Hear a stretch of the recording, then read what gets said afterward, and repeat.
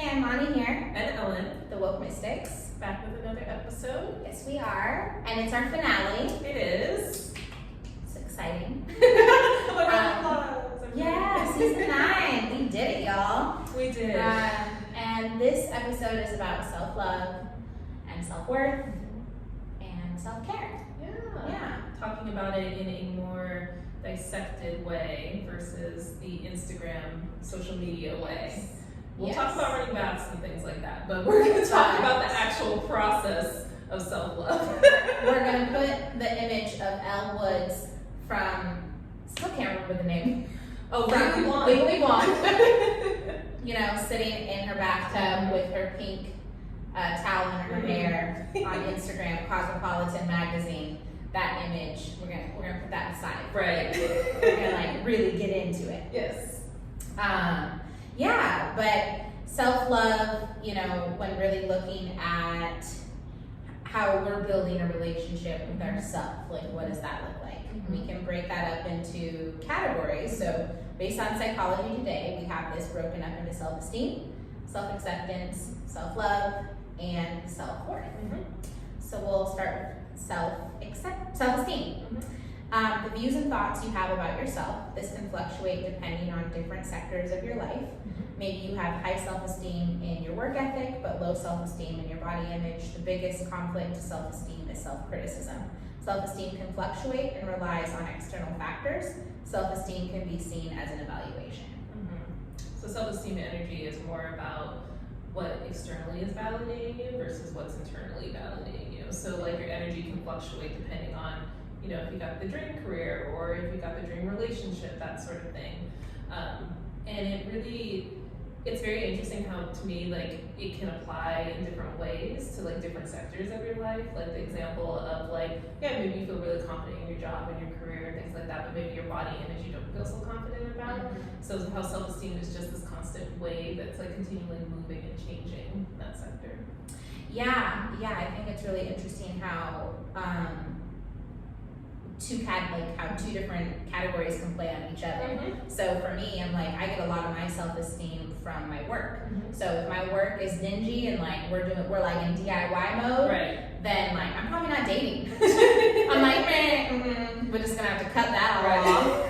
I'm like, you wouldn't even want to date me, like I'm probably gonna be moody, like you know, because like my priority is my work. Right. And so, but if my work is doing really well and I'm feeling a lot of success and like a lot of great attributes coming through from work, then I'm great to date. Like I would love to be out in the dating game and also like dating at my level, like dating people that are also producing, you know, in the way that I am producing. Right. And so, yeah, it's interesting to see how those categories play on other categories. And depending on how they're doing, they can dictate how another categories do. Yeah. Self-acceptance, feeling that you're lovable despite what you see as flaws. This is a steady knowing and acceptance of self, the positives and negative traits. Practicing more self-forgiveness so you can practice it with others. This allows you to be seen fully and authentically. Self-acceptance can be seen as an attitude. Mm-hmm. Yeah, so this is like the energy of understanding that despite whatever criticisms or self-judgments you have about yourself, like you are fully worth loving. Mm-hmm. And you fully accept the fact that yes, you do have these flaws and yes, you are working on them, but it's not something that you necessarily hold over your head in that way. And like practicing self-forgiveness so that you can also forgive that in others. That's why we end up getting triggered so much by other people, is because they're showing usually the flaws that we try to hide. Yeah. Oh yeah, this is a big one for me because I'm a big critic. I'm a very big self-critic. So I'm like, whoo! Yeah, that one just starts sending out pew pew pews. Definitely, constantly in self-critic mode. Self-love, combination of both the action and the attitude. The practice of erasing self-criticism in order to build higher self-esteem for who you are genuinely. Has been ridiculed for being egotistical or narcissistic, but those are not rooted from self-love. Giving yourself self-nurturing practices you may not have received as a child. Being able to witness your emotions objectively and seeing you can overcome your challenges outside of your present emotions. Mm-hmm. So self-love is the actual like practice of the day-to-day things and habits that you do in order to externalize the attitude of self-love in that way. And I liked that they pointed out that narcissism is not rooted in self-love, which is very true. Like people see narcissism as like, oh, they're like highly arrogant, but it's like they're also taking from other people because they don't have an identity within themselves. Yeah. And that's like a big root of narcissism. Ooh, yeah, I mean, that's a whole other topic. We talked about that. I think it's about, we did a narcissism topic, didn't we? I think we talked about them when we talked about gaslighting. Right. Mm-hmm. That came up. Yeah. Yeah. Yeah. It's also, I mean, and not to totally get off on a side tangent with that, but I think it's an interesting thing because I remember somebody said recently, like, we're hearing a lot of people saying how like they dated a narcissist, and like the word is kind of getting thrown out a lot, rather than having an actual definition for what that is. Yeah, and like the idea too that like the word comes up a lot when people are feeling triggered by their traumas, and so it's almost a blanket word that makes things easier to be like, oh, I don't have to deal with myself because I'm just gonna say that person's a narcissist, which is just like to play devil's advocate, the other side of it, of like, okay, so if we just throw the word away and just say, okay, let's deal with the energy at hand, you know, like, if I think of somebody as a narcissist, instead of saying that word, it's like the way to disregard them as being human, instead saying like, oh, they have a lot of trauma within them and they're not ready to work on it. That's part of the forgiveness, right? The forgiveness for that person and like having self-forgiveness. So like you're able to critique yourself and like understand yourself in a compassionate manner, so you're able to understand other people in a compassionate way. But words mean things, y'all. My friend says that all the time. She's a teacher and she's like, I'm literally gonna start sending screenshots of dictionary definitions to people who don't know what words mean. They don't know what words So yeah, before you start labeling people narcissists and things like that, like definitely have a good understanding of what that is. What it means. Yeah. And then after self-acceptance, self-love. One other thing I really liked about the self-love was looking at your inner child. Of that, the practice of going back to what does your inner child need. Because we're all just really like big kids, y'all. We never grow up. I stick with that area. Like we just have responsibilities now. Yeah. But we're still children. We're still kids, we're just kids in adult bodies. Right, exactly. And now I have to pay bills, so there's that. Well, and the thing is too, like if you think about, we love miniatures of things. I mean, I don't know about you, but like if I see a water bottle, but then you show me a little mini, I'm gonna be like, oh, the mini. I want the mini.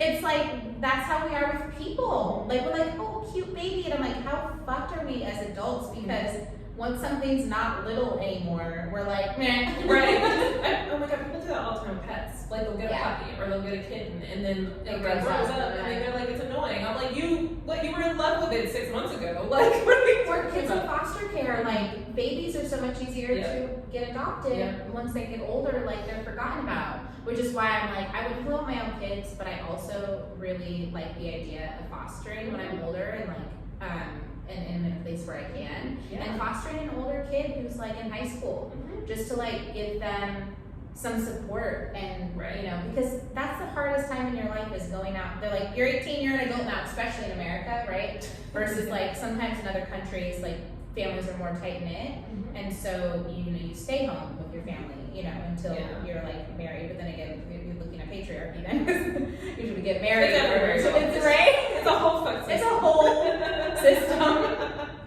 Needless to say, kids, once we become adults, we still have a child that needs nurtured within all of us, and so that being part of self-love is, I think, very poignant.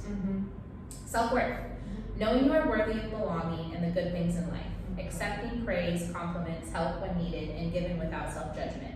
The level of importance you place upon yourself. Low self-worth can lead to putting others' needs first, deflecting and feelings of unworthiness, if not succeeding certain goals or ventures. Can lead to imposter syndrome. Self-worth is knowing you are inherently worthy just by your existence. So self-worth, like we were talking about an example earlier of like, especially with women, like how we deflect a lot because we're raised to be humble. So it's like you get a compliment and like, I know for me personally, I've been practicing more just saying thank you, like versus like trying to just receive it rather than deflecting it. And so I think that's a big thing that people don't even realize that they do, but it's like, it's a small example of like your value and how you see yourself, and like you are worthy of praise and reward and like the good things in life.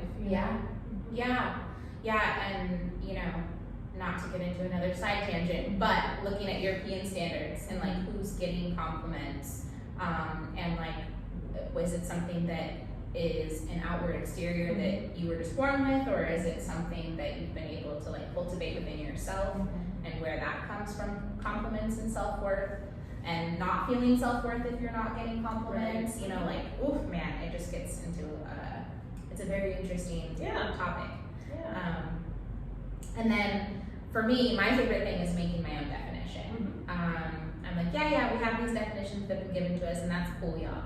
But how does it land for you personally? And so I kind of came up with my own. So self-love is a deep relationship with self, a deep understanding of your love languages, your shadow, your light, your intuition, and always honoring yourself in every moment. With honoring yourself in every moment being the biggest part of it, because it's like no matter where you are, you checking in with yourself and seeing what you need in that moment, because that will change per, you know, situation. Absolutely. And per moment. And so are you always taking the time to honor what you need? Yeah. Definitely. What's your definition? Like I said earlier, I think a lot of mine is rooted in self-acceptance, and I think it's something that like was instilled in me very early from like my grandmother and my mother, being very much like, people, my grandma was always like, people come and go. Another bus will come along. You only have you at the end of the day. So how do you feel? Like, you come into this world alone and you go out of this world alone. That was like one of her favorite things to say.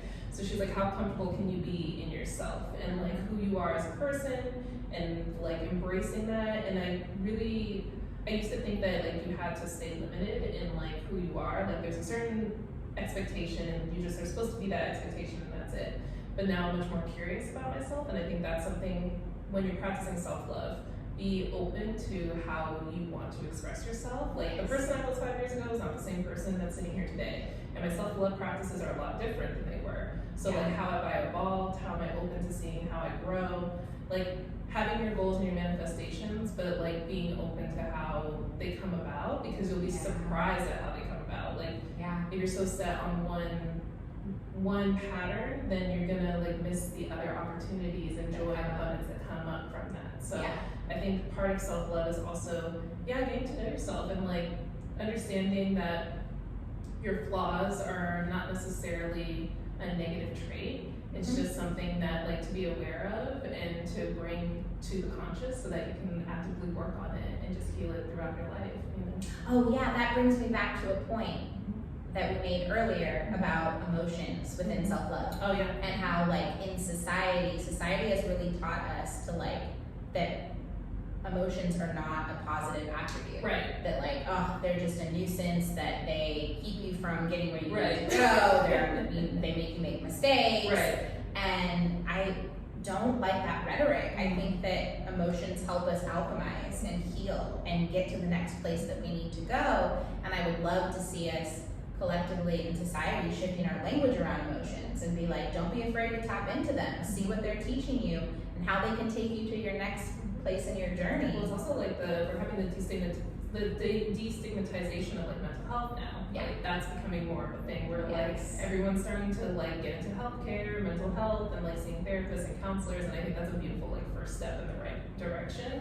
Yes. Because it's like conscious awareness of like your emotions and what are they trying to signal within your body? What are they trying to tell you? And like if we are all so much more self-aware, like then self-love can just be this universal thing, y'all. Yep.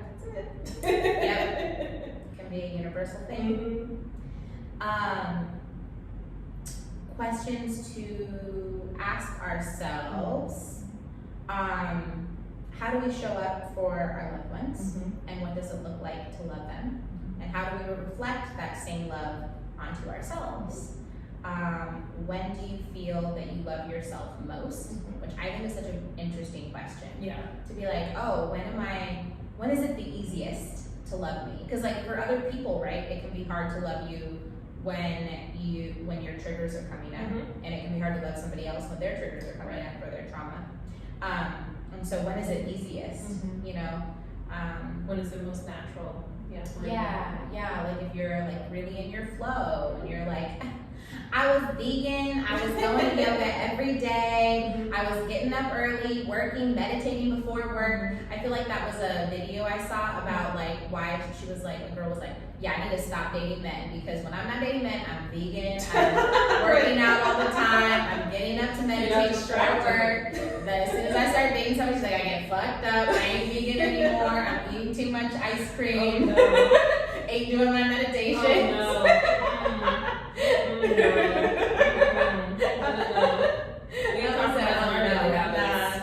Nope. And when do you feel that it is most hard to love yourself? And kind of like you said, when our hard moments come up, can we lean into them? Yeah. You know? Lean into the resistance, my favorite saying about my parents. Lean into the resistance. I'm like, okay. Yes. Got it. Lean into it and explore what's there. I think we get so afraid of it, you know, and afraid of other people's judgments of us. I mean, think about when you start dating somebody, like you put your sun sign forward, you know, like your best attributes. And it's really a time, and like I think it's so natural for us, like we're so used to doing that, like we're like, oh, sell myself, you know, and it's like you've got your highlighter on the cheeks and you're smiling, and then once our shadow selves come up, we get scared. We get scared that somebody is gonna like reject us, right? And that's happened, you know, we deal with that. And the right people stay. And that's why it's like important that you always present your most authentic self. Yes. First, because like psychology wise, I think it takes 6 months for the shadow self to make itself known. So like 6 months into a relationship is when you actually start to see the shadow of the person. So it's like if you're in full self-acceptance of who you are, then it's gonna be easier. It's gonna be easier when that shadow self starts showing up, and if that person does reject you, you won't be so shaken by it because you still have a very solid sense of self. Yeah. Core. Yeah. So yeah, those are some questions for you guys to take away for yourselves. And then, what is your self-worth attached to? Which I think is so interesting to look at. And what do each of them look like? So is your self-worth attached to how much money you make? Is your self-worth attached to an image, to your job? Is your self-worth attached to your relationships? Is it attached to status, to your relationship with spirit? And what does it look like throughout those stages? For me, I think about, you know, when I first moved away from home to California, I had a boyfriend, I left that relationship, and I was leaving all my friends and my mom, and I just graduated from school. So I was no longer a student, I wasn't in a relationship, I wasn't with family anymore, with my friends, and I was in this new place. And I was just like, I had an identity crisis. That's actually when Imani came in. I was, you know, my birth name's Rachel, and it was right then that I started going by Imani. Because I was like, oh my gosh, who am I? And it allowed, it was scary, but it allowed for this place of self-exploration to get to decide who I was. Like, I was fluid after that, and like started doing more things in the arts. But it was, being stripped of the things that made me feel my worth. You take away the external factors, and you were sitting with yourself. Who are you? Like that's the question. And I think coming back to your spirit is, you know, for me it was like I chose the name Imani, which means to have faith. And it was like I was telling myself to have faith in myself and in my spirit, because no matter how many external material things are taken away from you, if you can still have a strong core, that's it. You're solid. That's it, because life changes in an instant. Yeah. Like literally in an instant. So it's like if we put all our self-worth into external things, like we would be all over the place. Like you wouldn't know how to function. No. Like you have to have a strong sense of self-worth within yourself first and foremost. Yeah. Yeah. We both have some tips, so I'll say mine and I'll give the phone over to you to share yours. So for me, self-love is a frequency practice is really big. So within quantum, I look at frequency, vibration, energy, whichever words you choose, and how that is playing out from your subconscious to your consciousness. So, you know, as we know, most of our actions are derived from our subconscious. They're from limited belief systems, or they're from belief systems that are rooted within us. We have an episode on it too, y'all want to go back? We do. You can go back and listen to that. We should go back and not redo, but do a part two. Part two to that. Because now we have different belief systems. Yes! Facts. Yes, that would be great, yeah. But thinking of all the ways that different frequencies help you align with the subconscious that you want, that has the strongest sense of self, the strongest sense of self-love. And so a few tips that I use are making a playlist, so creating a self-love playlist. Music is frequency. So what are the lyrics telling you in these songs that you're listening to? And can you make a self-love playlist that really helps you lean into the self-acceptance place, the compassion for self, tapping into that feeling of what it feels like to love you. And then writing letters to yourself while you're listening to that. So while you're staying in that place of that frequency, writing things out as a way of externalizing those thoughts, because essentially your thoughts about yourself and the language that you use for yourself is also a frequency. And how you speak to yourself is also a frequency, and it's something that gets so forgotten because once we get into a tough spot and we're like, oh my god, I'm so stupid, da da da da da. Like we forget that we're doing it. We just forget everything. It all goes automatically go back to like you're like, wait, I thought I'm programmed to this. It's like actually no. It's just waiting for a trigger. Just waiting for a trigger so we come back up and then like now you're trying to fight it in real time. So it's really important to have language for ourselves. And doing that as like a daily practice in the morning. Like I say, you do anything for 21 days, you do anything for 3 months, like things come in threes.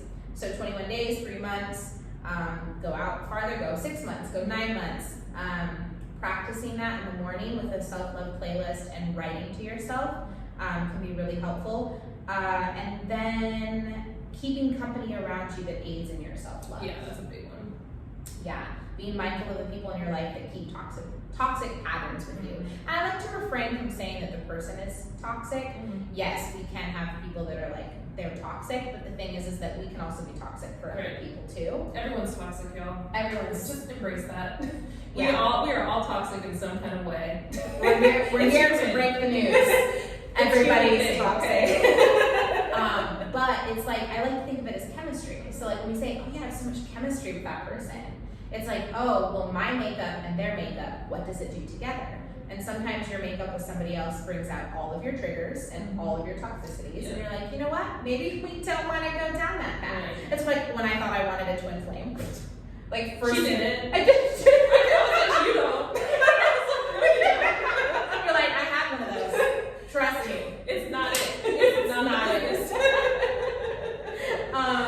Yeah. So what energies can come together and be harmonious is really what we're looking for. And those are kind of like my tips on frequency practice. And then Ellen has some as well. So I gotta scroll all the way down. Hold on. Did it just like automatically go back up? One day we'll have a teleprompter, so don't worry about this. Well, that won't be a thing. So it's very similar. So bringing mindfulness to self-talk and narratives and challenging yourself. So when you have those moments when you're in a panic or you start to feel like you're going down a negative spiral, literally tell yourself to stop. Like, just stop for a second. Yeah. And then that's the time you either break out the phone with a notepad or the journal. You write what you said to yourself, why that came up, what was the trigger. And usually it stemmed from a childhood experience, it seems, or usually a past experience that's being triggered in one way.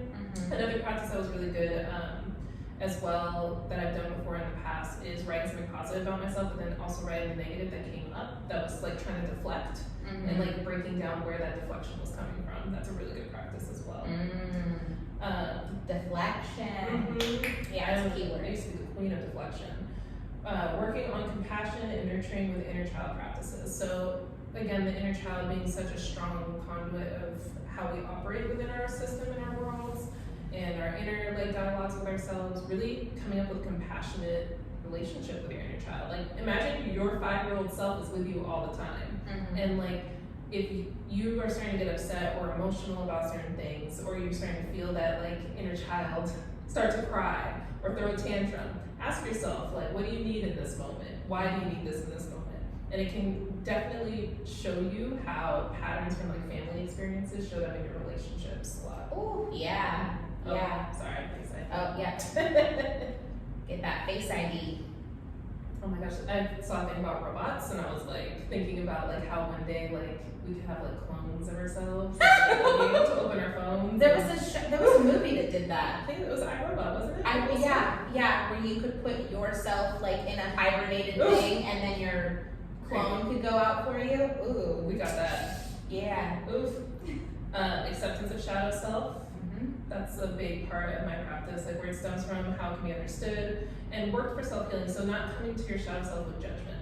Being really open to how it's showing up and showing yourself more compassion around it. A lot of the times our shadow and our inner child are connected deeply in some way. Yeah. So that's something that's a beautiful relationship to develop, because the shadow self is never going to go away. Like I have people be like, I want to heal my shadow. I'm like, you're never going to heal the shadow. You're just going to become friends with it, and then you're going to have tea with it. Just bring it up for tea. Right. Let's talk. Like, let's talk today. Yeah, what's going on here? Why are you feeling this way? Understanding your relationship with your internal divine feminine, divine masculine energies, and how they appear in your life. So maybe there's times where you're starting to feel overstressed because you're leaning too much into your masculine. Maybe there's times where you're feeling really like down on yourself and your self-esteem, and you're not doing a lot, like not physically moving or acting a lot. That's because you're moving way too much into your divine feminine energy. So understanding those different how it shows up for you, and then how can you like balance it out, can help you with cultivating self-love in that way. Connecting back to the earth's energy. So like it's funny because we're talking about self-love, but taking yourself out of the equation and looking at yourself as part of the universe, as part of the planet, and being like, oh, I'm a part of a major ecosystem as well. So like the gifts that I was brought into this world, like not only benefit me, they benefit everyone around me. Like everyone I interact with, like we all bring talents to this space. So it's like we're all integrated and I call that the quantum timeline. Exactly. So I'm like, come up above, take yourself out of your human experience, look from the bird's eye view, see what's going on, the master plan, and be like, oh, got it. Oh, that's trying to go. Oh, that's trying to go there. Oh, no wonder they keep crashing into each other, because they need to just. That's part of like the note earlier on in self-love about like seeing your emotions objectively. So once you've had that moment of like emotions coming up and everything, processing or something, then it's like, okay, now let's come up and see what's going on. Otherwise, you might keep repeating that emotion until you've learned its lesson. Discernment for the company we keep, which you had talked about. So like your friend circles, the people, your chosen family, things like that, those are all reflections of you as well. So being mindful of that as well. Because a lot of times they're there to teach you lessons about self-love in certain ways. And also like keeping people that you're inspired by around you is like really important for self-love too, because it helps you with understanding that like the people you're inspired by, like they have the same traits that you have within you, you just are awakening them. And knowing that people are coming for seasons too. Yes. So like you can be really inspired by somebody for a moment in time, and then that like when a relationship is kind of like you get all the signs. Yeah. Don't fight it. You get all. And you're like, okay, I'm looking for new energy to be inspired by now. Yeah. Otherwise, you start switching into where that chemistry becomes toxic. And then boundary setting. So a lot of times people see boundaries as a negative, and I saw this beautiful quote recently that was like, boundary setting isn't about keeping other people out, it's about preserving yourself so that you can let other people in. Yeah. Because a lot of times people see boundaries and like, oh, I said no and I feel guilty for saying no. But like, do you actually want to interact with someone that you said yes to that you actually didn't want to say yes to? Like, no, it just starts to eat away at yourself. So boundaries. And nobody wants to interact with you if you don't really want to interact with them either, honestly. Like, some people might feel like they want to push, but if you're like telling somebody they really don't want to be around you, you're sure you want to be around them, they're going to be like, no. Exactly. So yeah, that was my final tip. To be harmonious. Well, we're in story time now.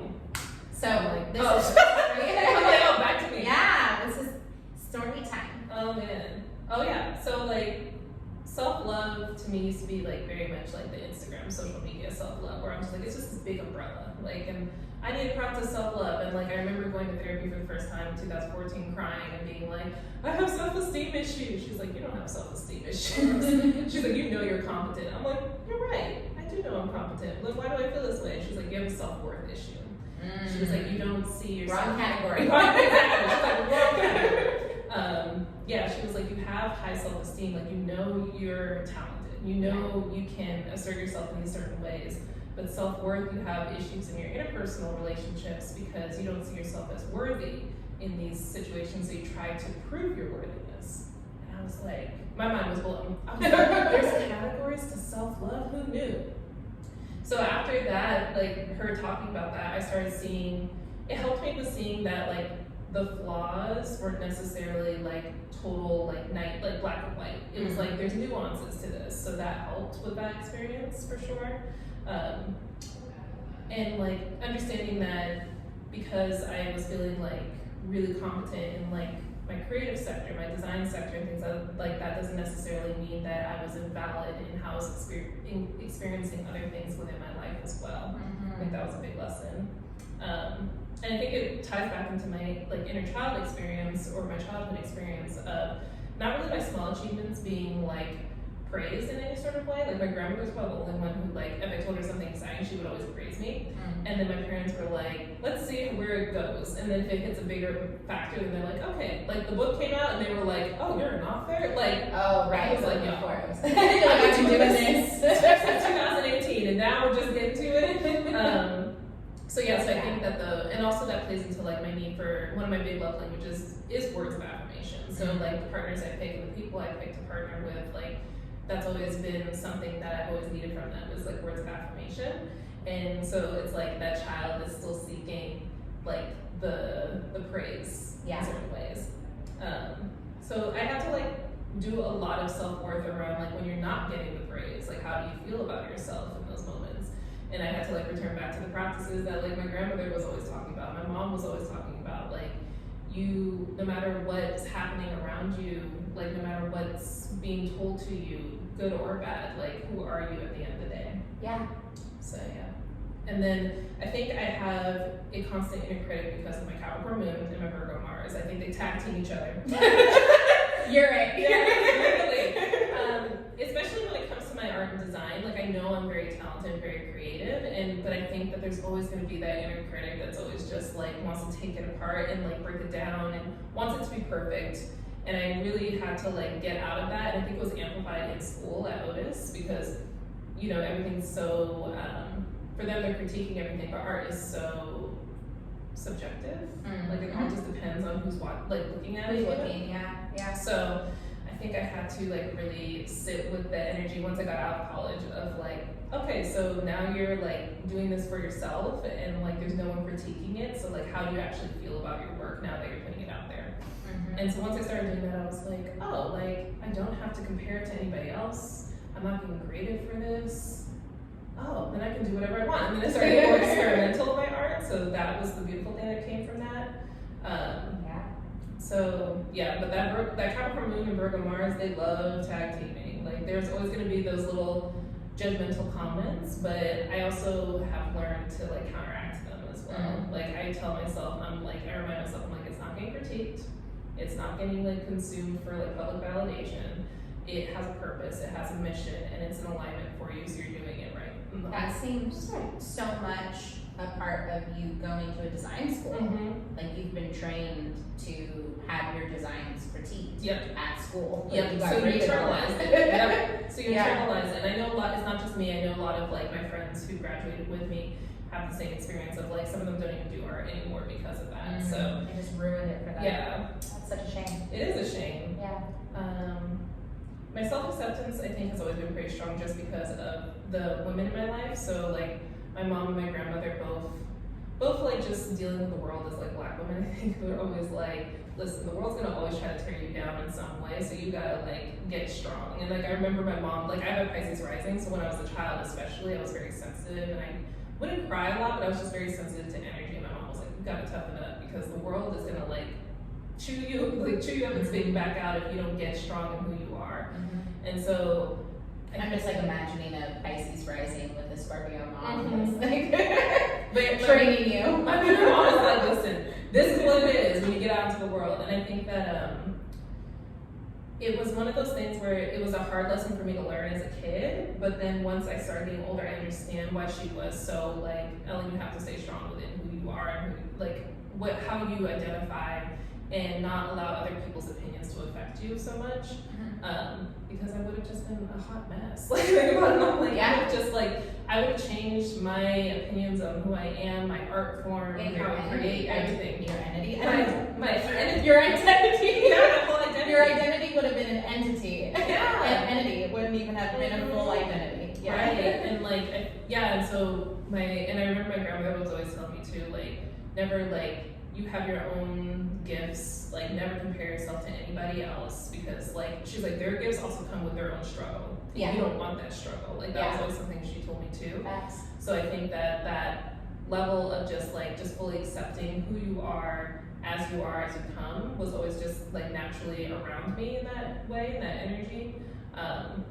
And my dad like was very much kind of the leader when it came to like the self-worth sector, because he's a white British man. So he's like, I'm gonna ask for what I want and I'm gonna get what I want easily. But it's something where I kind of like learned from him how to negotiate like salaries and things like that. You know, even though I was terrified deep down, like he kind of taught me how to remain strong. Had talked to you, coached you through. Yeah, he was like, remain strong and like this, and like, you know, why do you feel that you aren't deserving of this when other people are getting paid that? And I was like, you're right, Dad, you're right. So I think that like helped a lot with the self-acceptance portion. I mean, they say everybody should have the confidence of a mediocre white man. Yes, and my father is an excellent white man, so. Right, he is not mediocre. You're like, let's be clear here. Yes. And let's see. But it's an interesting thing that it's even been coined. Like that's a phrase. Yes. You know, like people say like, you should have the confidence of a mediocre white man. Yeah, my dad's always like, don't compare me to those people. Cracks me up every time. He's like, I'm not like them.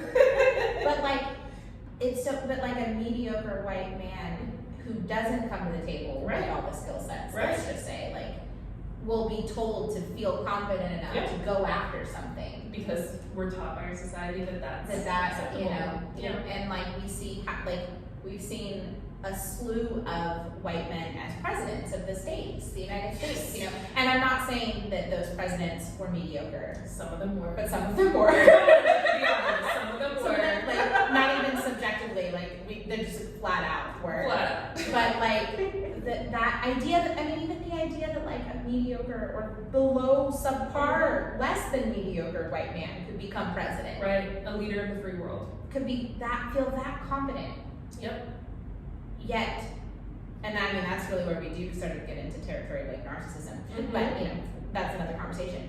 But that they could get that confident, but somebody else could be like scared to ask for a raise at work. Oh yeah. You know what I mean? Like the parallel to the idea of what it means to be a mediocre white man and have confidence to just feel entitled to everything. Yet everybody else is like pulling for meters. Yeah. You know? Which is like why that self-love, and especially as people of color too, is so important. Like that self-acceptance, and like, because this world will literally tell you that you're not worthy of it. And it's like, no, I am. I absolutely am. So it fits into the old equity model of keeping certain people out. Yep. Yeah. Absolutely.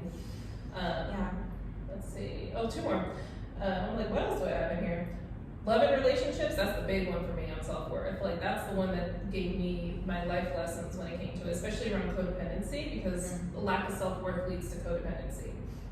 So I had been told that I was high maintenance, or I had unrealistic standards by partners, so I would compromise a lot in order to... Just like imagining somebody coming in trying to sell themselves, they're like, you're really high maintenance.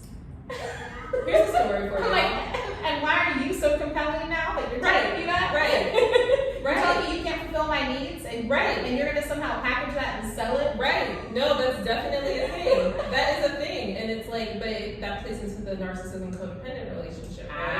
So a lot of the times, like, they were like, I was told like, oh, you're not this, you're not this, you're not this, and then you begin to internalize the negative self-talk, And that sends you to your therapist thinking about your self-worth. Yes, exactly. Wow. Exactly. It's full circle. Yeah. And I also have a Mars. My placement is Mars in the 7th house, which means that like conflict and war in my relationships lead to rebirth for me. Like, I'm like, every breakup is like hard, but every breakup I like blow up 10 times. Like, okay, we're good. Like, I'm gonna be fine. Like, it is okay. Like, it's hard, but it's like at the end of the day, I also know it's just gonna push me further. It's a part of your destined path. Exactly. Like, these lessons came on purpose because they helped you. Yeah, so some of my biggest like self-worth lessons came from love and relationships.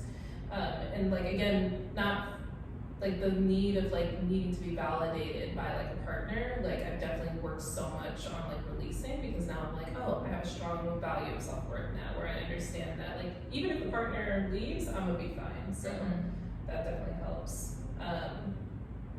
And then like the big lesson from Saturn return, really, the end of my Saturn return right now, is just being worthy of being seen for all the energy and talent I hold within me.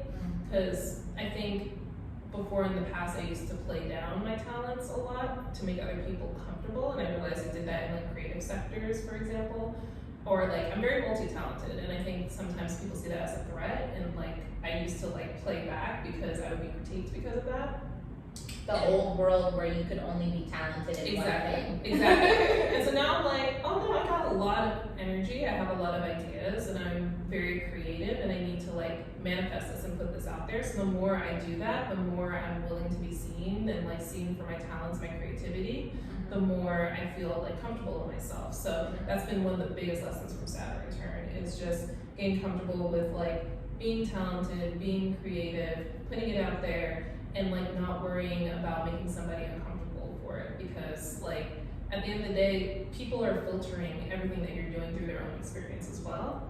So it's like, as you're on a mission and you're not like purposely going out here to hurt people in certain ways, and like you're aligning with that, and you're like still being conscious of how like the world is like operating, so you're not creating like offensive content or like offensive art in any way. Then like why are you filtering yourself? Why are you trying to hold back? So that's definitely been a big lesson for me. Well, because that gets hard too, because that gets into when you're trying to do an output thing professionally that's for the world, but then we're getting into like, is it gonna sell? And sometimes people are looking for certain things, and then you have to like cater towards what people are looking for. It's like that fine balance of like understanding your audience and your niche, and then also understanding when it's taking you away from your mission, from what your you're voice wanting to do and create.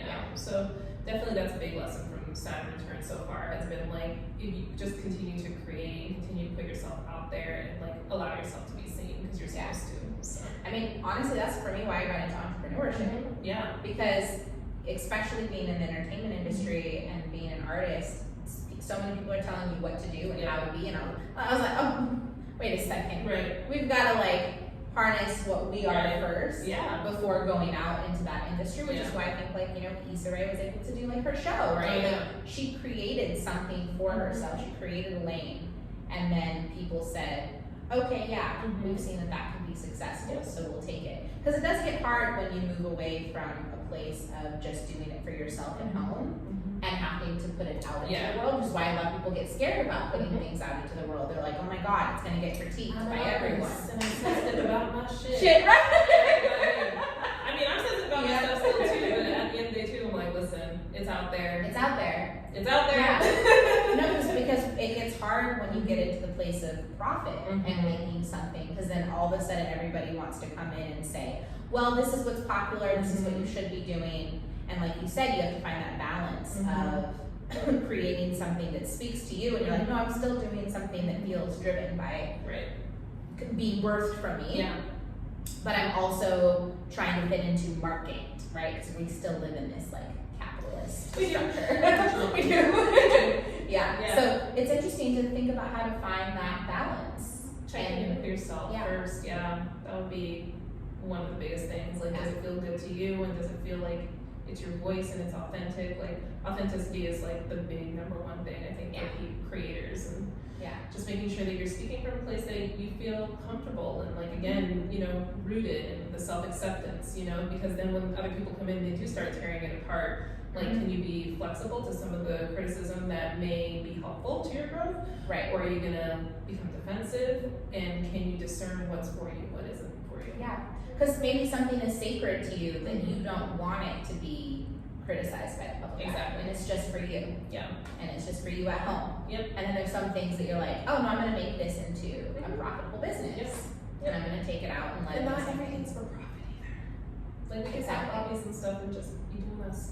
We can have hobbies. And it doesn't have to be money. Yeah. It's revolutionary thought, but a lot of people should, like, I noticed, like, you know, we always, like, if you're multi-talented, you want to put it out there, but then it's like, do you need to put it out there for money, or can you just, like, put it out there because you want to express yourself? Yeah. No, the beauty and the freedom in that. Yeah, agreed. Okay, so self-love. I'm very big on finding pleasures in life and on having quality of life. I was, you know, with my mom, raised to make sure that we were always focused on quality of life. And so two of my biggest things, I love to drink wine and I love to drink loose leaf tea. And like, those are two of my check-ins that I do almost I pretty much do them every day. And it's like a way for me to always make sure that I'm like coming back to quality of life, and that's a big place of self-love for me. Because especially when you're on a journey of like, you're a woman of color, an entrepreneur, like came from a single family, single parent home, like my challenges and my mountains were stacked up against me. And you know, trying to navigate through that is really hard, and I've made a lot of sacrifices. And so a lot of times I have felt like I'm sitting on top of a mountain of just like challenges, and I'm sitting up there and I'm like, oh my God, am I gonna make it? Am I gonna make it? I'm like, I don't know if I'm gonna make it, but guess what? I'm gonna be drinking a glass of wine while I do it. You're gonna do it. Like, maybe here, maybe sitting here, but it's gonna get done. It's gonna get done, and I'm gonna do it like taking care of myself, because it's you know, I am very goal oriented, and you have to go through the journey to get there. And I'm like, cool, if I have to go through the journey to get there, and I've got to go through all this rough terrain, I'm at least gonna look cute, love how I look, love how I feel, be doing something I'm enjoying on the road. Because you have to, because the journey's gonna take a while. we don't run on our time. We don't know what we're doing. You gotta enjoy it. I feel like we're preaching a sermon right now. You enjoy that life. Lean into those pleasures. Absolutely. So I'm really big on that.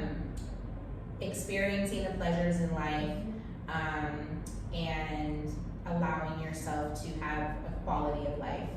And also just like knowing that I deserve it, you know? And so sometimes like I'll even get things for myself. I've definitely been doing this a lot more lately, where if I like something, I have expensive taste. Like you could show me like 3 things, I'm always just gonna pick the most expensive one. Like it always happens. And allowing myself to just get what I want. And you know, you'll have that thought come up from the matrix of scarcity mindset of like, oh my gosh, it's a lot of money. And then I'm like, you know what? I deserve that. And it's gonna come back. Just do it. It's gonna come and back. it's gonna come back. And it does. It does. It always does. So I've been getting a lot better with that, because it's also frequency, and it's bringing in frequency of what you feel your worth is. So I've been working on that one.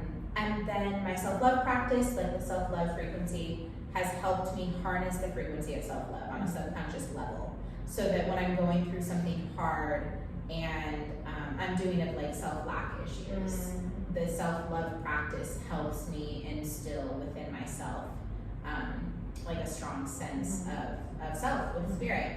I got knocked off real hard. Recently I did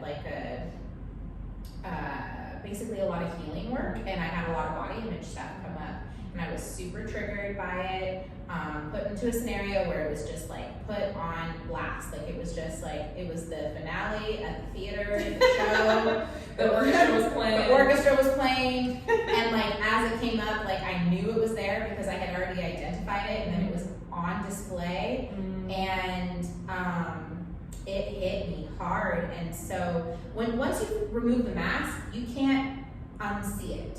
Nope. It's there. And so it was hard because I had to move forward with that mask undone. And a lot of times that's why we cope. Like we have coping mechanisms. We don't unmask things because we don't really want to see what's into the shadow. Yeah. So it was so important for me to practice a self-love journey through that, and really make sure I had people around me who fully supported me while I went through that, because anybody that was toxic for me just was gonna like make more wounds or reopen the wounds. And I haven't had a partner in a really long time. And so again, back to the pleasure thing, like I take myself on so many dates. Oh my gosh. I used to love that before pandemic, like just going out to eat by myself. Yeah. So nice. All the time. So Yeah, nice. before the pandemic, I took myself to the movies. I still take myself out to eat. I do that. I mean, that's just like, it's literally a daily, regular thing. It's so nice. Yeah. It's so nice. And then you also, then that helps you know, like, when somebody does come into your life, you're like, can you treat me as well as I treat myself? Ooh! Can you? Ooh, let me tell you, because I be getting the things I like for myself now, and I be taking myself on dates. I can do it all.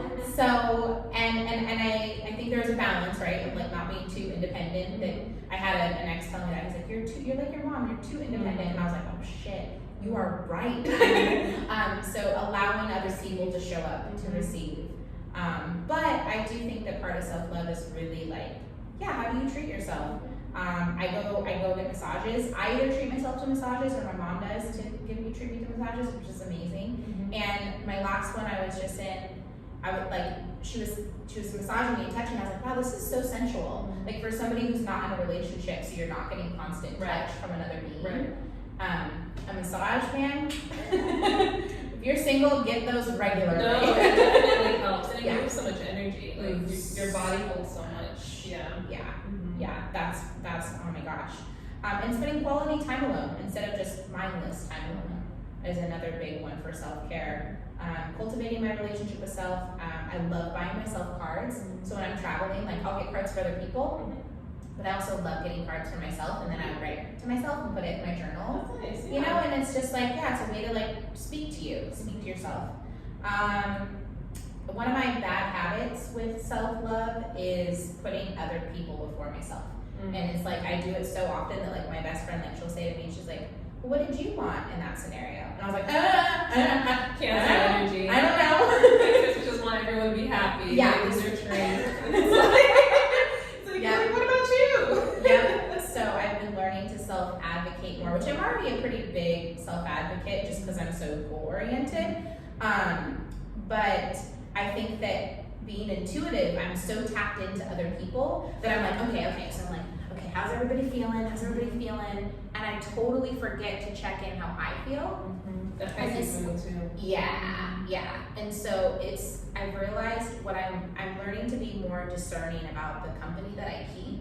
And I've walked away from relationships in the past because it's felt mutual or because it it was the natural end. But it's really hard for me to choose that I'm deciding to walk away from somebody. Like I'm not the one who's blocking people. Like when you're like, just block them, I'm like, We're like, just do it. And she's like, I can't. We're like, don't respond. Don't open it.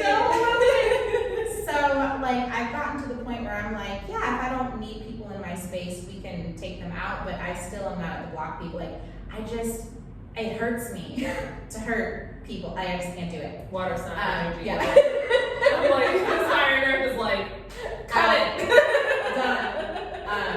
But yeah, I'm trying to get a lot better at being discerning of like at least the close company that I keep. Yeah. And that the people around me, we are growing together. Yeah. And also like I'm such a caretaker that I'll put a lot of people around me that I can help prop them up. And I'm really trying to be like, okay, am I having people around me that can help prop me up Is too? it mutual? Yeah. I think that has been a big thing. So that's one of my bad habits is that I just automatically, it's so hard when you have dreams of everybody too. Like you tap into everybody's life and you don't even mean to, you don't want to. And so you know things and then you're trying to like act according to what you know, but it's doing a disservice because you really just need to act from yourself. Or you set like a boundary with them in real life, but then their actual self is like, hey.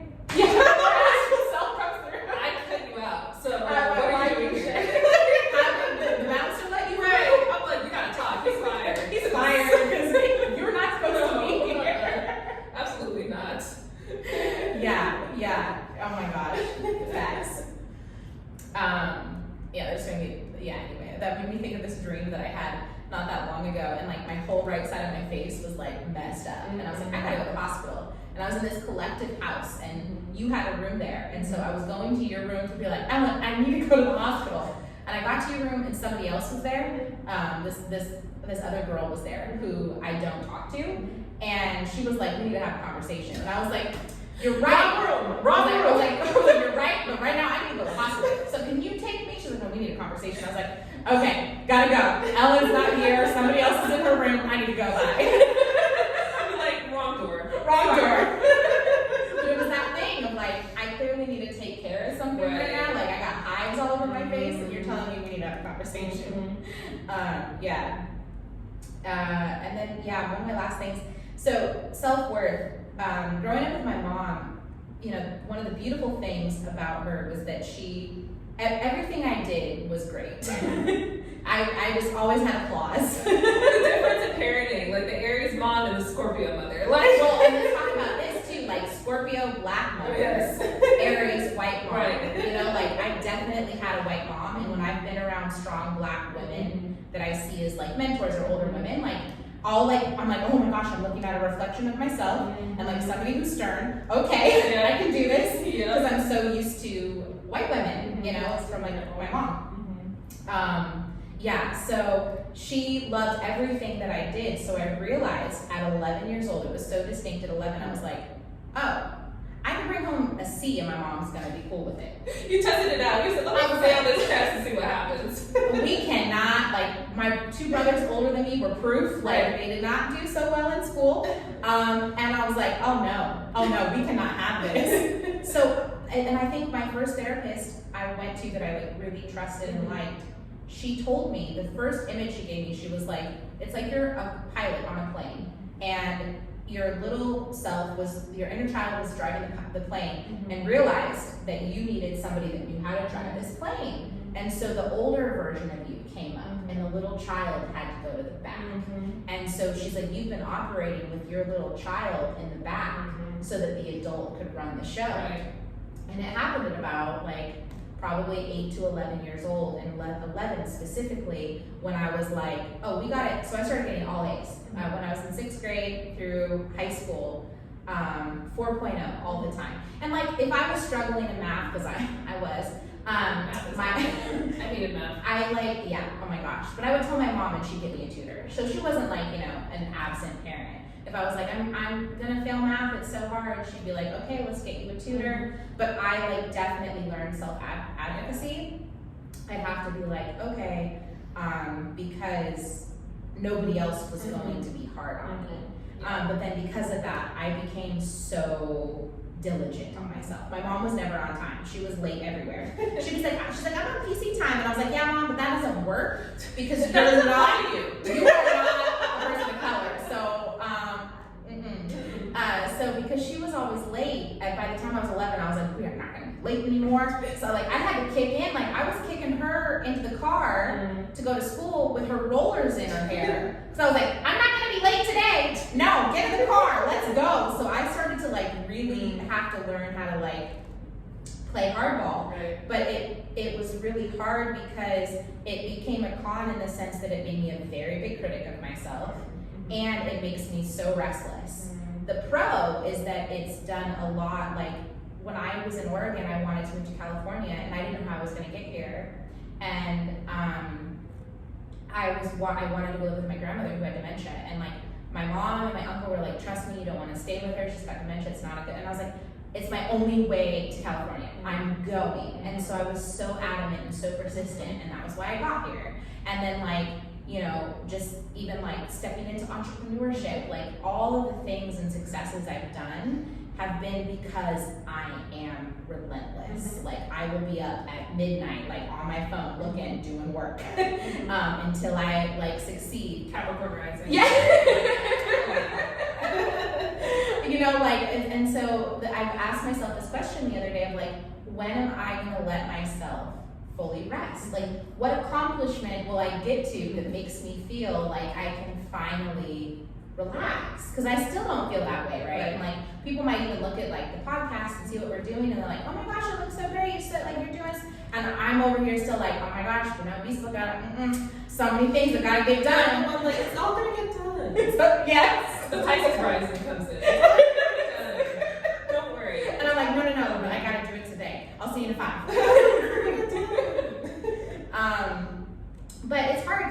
you see things about yourself that have helped you lead you to success, like how do you find the balance of that, you know, of like, you don't want to be a self-critic and be super hard on yourself, because then there's not enough room for play and for rest and relaxing and compassion and enjoying.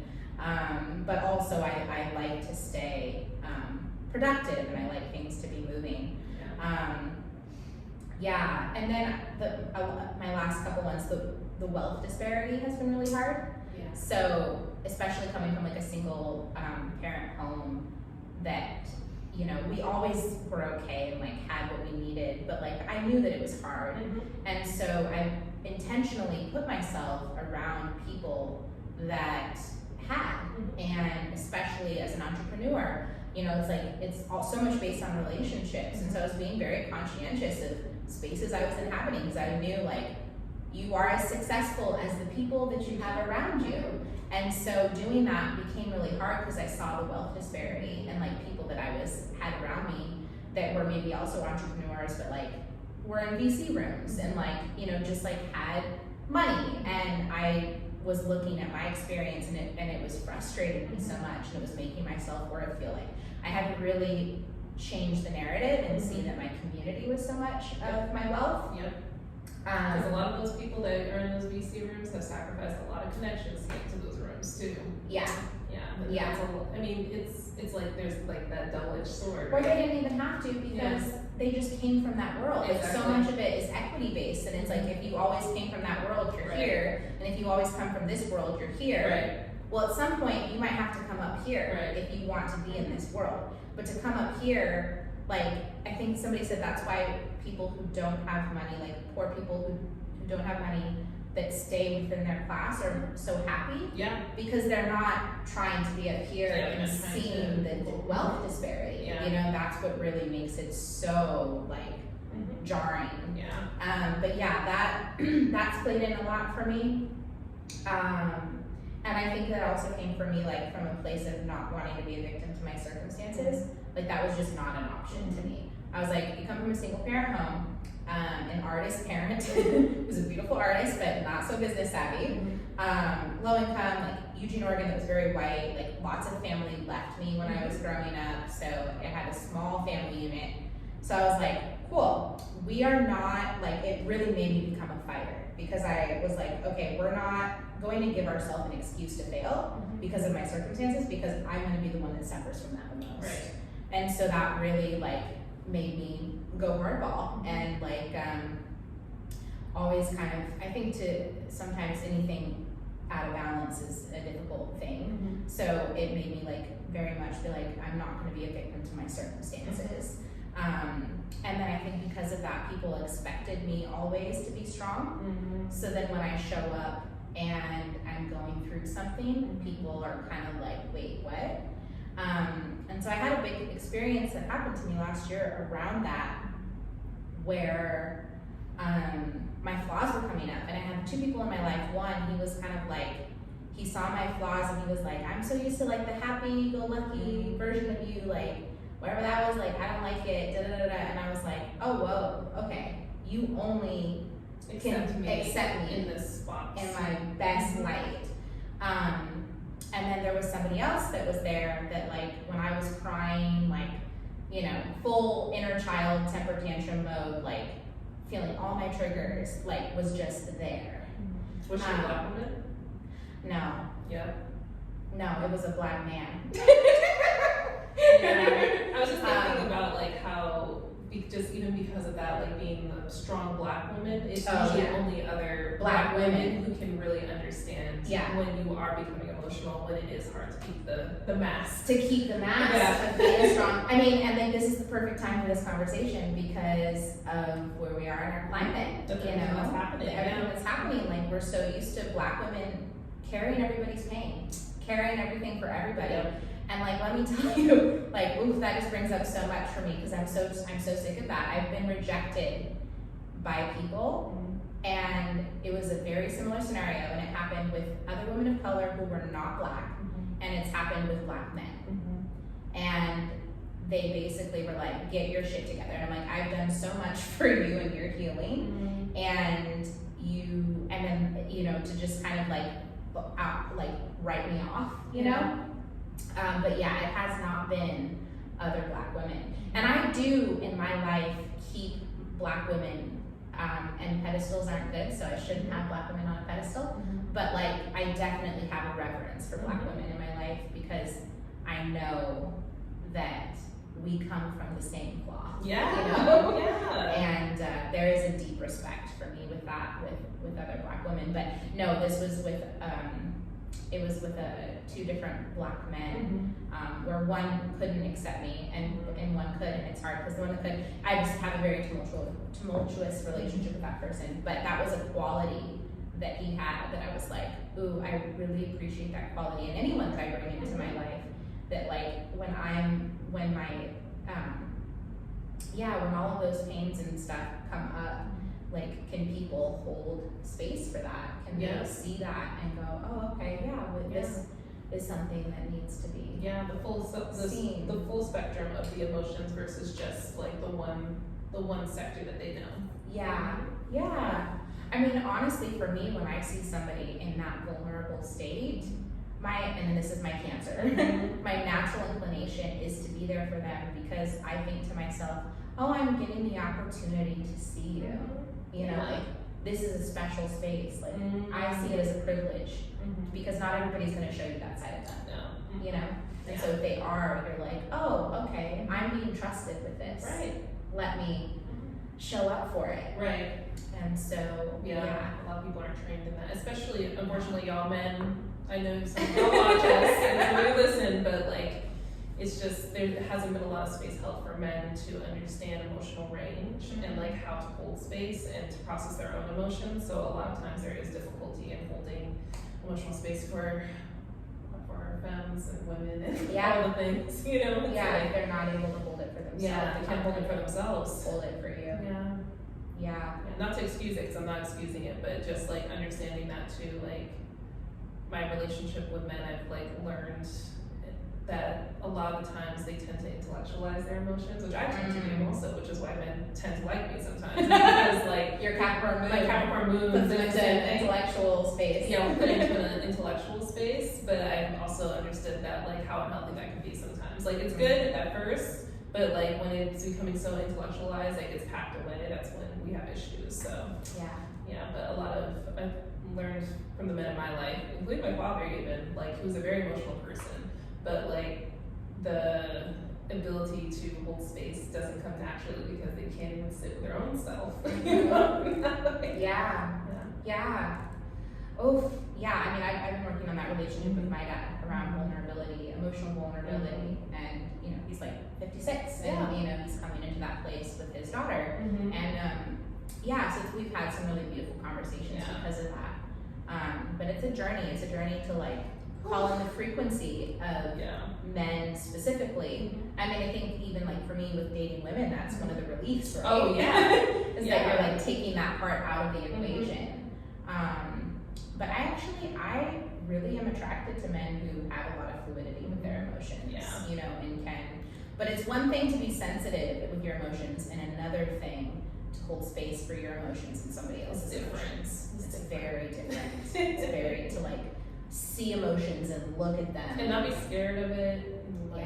Not try to rush in and fix, not try to rush in and save. Just let them be. And then like I think when I see somebody who's emotional and processing, I like to give them the space to express, and then I'm like, okay, what can I do to like show up, which is kind of like my divine masculine energy comes in. What can I do to like make this situation easier for you? But just being able to see the emotions and not feel like you have to take action to do anything. How do you do that for yourself? I actually have to tell myself to like, when I'm emotional, I'm like, you are not going to intellectualize this. We are not going to work. We are going to put everything on pause, actually, because I will throw it because of my Capricorn moon. I will throw myself into work. And they're like, like when you're feeling emotional, it's like, actually, this is the time where we're going to shut down the computer and we are going to get a comfort meal. And we are going to sit in this. A comfort meal. We're going to get a comfort meal and we're going to sit in this. I love food. So like, I'm going to eat and I'm going to sit in my energy and like gonna try to at least bring it to the surface because I still struggle a little bit with identifying what I'm feeling immediately. I usually have delayed reactions in my emotional processing, and that's why I'm in therapy, because it helps me with like deciphering emotions and figuring out why I'm feeling certain ways weeks later. But yeah, I think that's a big practice for me, is like to kind of counter my response, which is very self into work. It's like, actually, no, this is the moment to lay down, to like sit and like be still and like allow yourself some space to process. Yeah, because if not, I would just throw myself into work, and then everyone's like, oh my gosh, you're doing so much stuff, cool stuff. I'm like, I am, but I'm also emotionally exhausted because I'm not allowing myself space. to sit. Yeah. Yep. Yeah. But then, gosh, it's such a great topic. Finale. Yeah, it